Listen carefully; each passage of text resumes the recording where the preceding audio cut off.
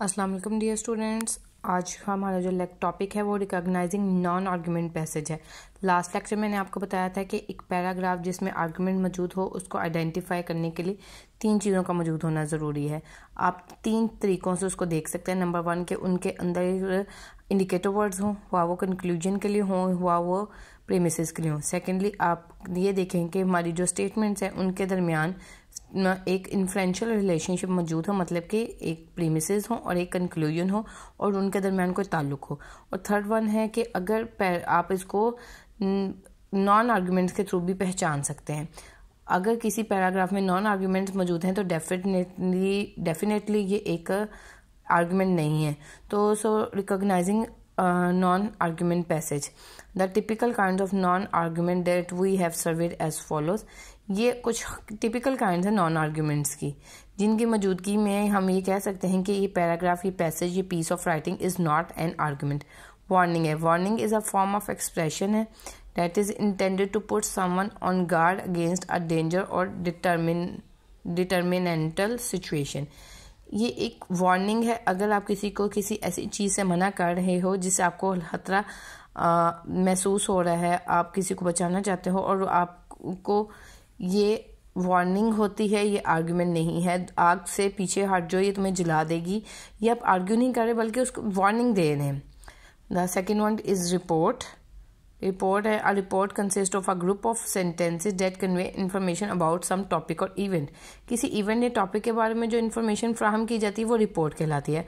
और अगर इसमें दौरान कुछ दलाइल भी दिए जाते हैं तो वो नॉन आर्गुमेंट हैं।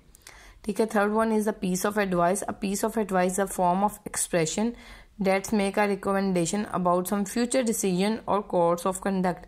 किसी फ्यूचर के बारे में आप राय देते हैं, किसी फ्यूचर डिसीजन के बारे में आप राय देते हैं, तो वो पीस ऑफ एडवाइस है, it is not an argument. अगर आप किसी को कहते हैं कि आप मेहनत करें ताकि आप फ्यूचर में कामयाब हो सकें, तो that is a piece of advice. ये मेहनत करने से इंसान कामयाब तो ये ज़रूर होता है, लेकिन ये एक दलील नहीं है, ये एक आर्गुमेंट नहीं है। So it is non argument. Non argument में नेक्स्ट जो आता है वो that is statement of belief or opinion. A statement of belief or opinion is an expression about what someone happens to believe or think about something. कोई किस तरह सोचता है और कैसे उस पर यकीन रखता है, ये हमारा स्टेटमेंट ऑफ बिलीफ है और उसके बारे में राय देता है।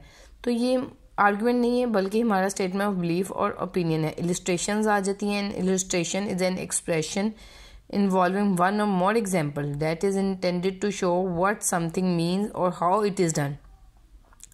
Illustrations are often confused with argument because many illustrations contain indicator words such as thus.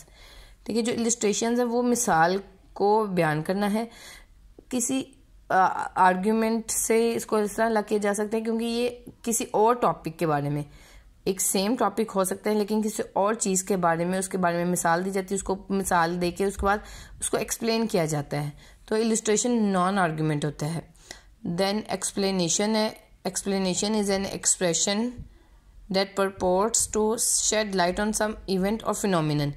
किसी चीज़ को, किसी इवेंट को या किसी फिनोमिनन को जब बयान किया जाता है तो वो उसको एक्सप्लेन करना होता है, उसके बारे में किसी को कन्विंस करना या आर्गुमेंट देना नहीं होता। द इवेंट और phenomenon in question is usually accepted as a matter of fact. ठीक है। फिर है जी loosely associated statements. Loosely associated statement may be about the same general subject. उससे मिलता जुलता कोई कॉमन टॉपिक हो सकता है लेकिन उसमें कोई ऐसा क्लेम नहीं होता जिसको हम किसी दूसरे ने प्रूव किया हो। ठीक है। देन आ जाता है कंडीशनल स्टेटमेंट। और conditional statement is an if then statement. Conditional statement की पहचान ये होती है कि ये इफ़ से स्टार्ट होती है, उसके बाद एक स्टेटमेंट आती है, फिर देन आता है, फिर एक स्टेटमेंट आती है। और every conditional statement is made up of 2 component statements. उसके 2 हिस्से होते हैं। ठीक है। और the component statement immediately following the if is called the antecedent and the statement which follows then is called the consequent. if then statement में मिसाल के तौर पर अगर बारिश होगी तो फसलें अच्छी हो जाएंगी, अगर ये कंडीशनल स्टेटमेंट है। वैसे तो ये आर्गुमेंट है कि बारिश के होने से फसलें अच्छी हो जाती हैं, एक आर्गुमेंट है, लेकिन यहाँ पे इफ देन का है। अगर बारिश होगी, एक चीज़ को दूसरी चीज़ से मशरूत कर दी गया, फसलों की खुशहाली को, फसलों की जो उसकी ग्रोथ है उनको आपने लिंक कर दिया है कि अगर बारिश होती है, तो ये इफ देन स्टेटमेंट है, it is not an argument. फिर है एक्सपोजिटरी पैसेज। एक्सपोजिटरी पैसेज एक ऐसा पैराग्राफ होता है जिसमें किसी चीज़ को बयान किया जाता है, ठीक है। वो एक टॉपिक सेंटेंस से स्टार्ट होता है और उसके बाद एक या ज़्यादा सेंटेंस आते हैं जो पहले ही टॉपिक को सपोर्ट करते हैं, उसके हक में दलाइल देते हैं वो इसको। लेकिन इसमें जो मकसद होता है वो ये है कि हमने जो पहला जुमला लिखा है उसको इलेबोरेट कर सकें या एक्सपेंड कर सकें। उसका मतलब हरगिज़ भी ये नहीं होता कि हम एक आर्गुमेंट दे रहे हैं, ठीक है। और इन नॉन पैसेजेस मैंने आपको कुछ बताया, लेकिन इनके बारे में ख्याल रखना चाहिए कि they are not mutually exclusive. ये नहीं कि एक वक्त में एक ही आएगा। ऐसा हो सकता है कि ना, for example, one and the same passage can sometimes be interpreted as both a report and a statement of opinion, or both as an expository passage and an illustration। मतलब कि ये ओवरलैपिंग है, एक के साथ ये दूसरा भी हो सकता है। एट द सेम टाइम ये एक रिपोर्ट भी हो सकती है, या स्टेटमेंट ऑफ ओपिनियन, या एक्सपोजिटरी पैसेज भी हो सकता है।